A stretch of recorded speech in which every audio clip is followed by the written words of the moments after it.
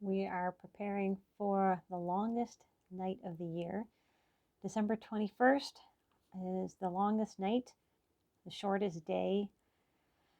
And for the next 3 days until December 24th, it will feel like the darkness has stood still until December 25th, when the days begin to get longer.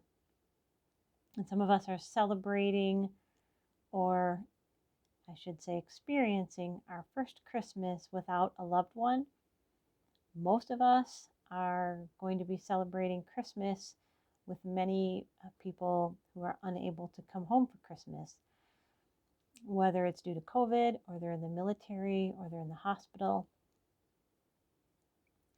And we find ourselves in an unusual season where there are more people who are grieving than who are not grieving, it seems, at least when we look around. And I'm reminded of the hymn, O come, Emmanuel. O come, Emmanuel, and ransom captive Israel, that mourns in lonely exile here until the Son of God appears. Rejoice, rejoice, Emmanuel shall come to thee, O Israel. It's hard to rejoice when we are also mourning.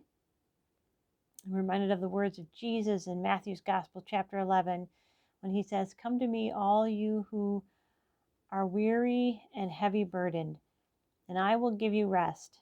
Take my yoke upon you and learn from me, for I am gentle and humble in heart, and you will find rest for your souls, for my yoke is easy and my burden is light." Grief is not an easy burden to carry, and yet Jesus has promised not to leave us or forsake us.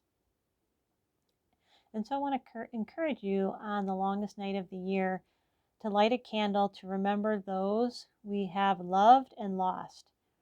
We remember their name, we remember their voice, we remember their face, their smell, and their touch.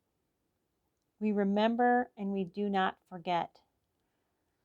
And every time that we tell a story in order to remember them, there is a mini resurrection that takes place in our hearts.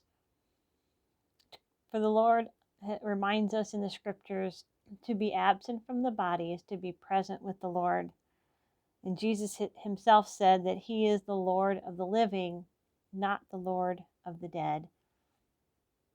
And we are reminded as we light that candle that he is the light of the world and that our loved ones are with him. And one day we will see them again, not just in our memories, but face to face. And so I light a candle for all of you tonight, remembering those you have loved and you have lost. I light a candle to represent the loved ones that I have lost in my own life. And maybe this year we light a candle to remember all of the other losses, to recognize that in the loss of these things, that we trust that somehow our Redeemer will come and do something great and mighty in the midst of all of that loss.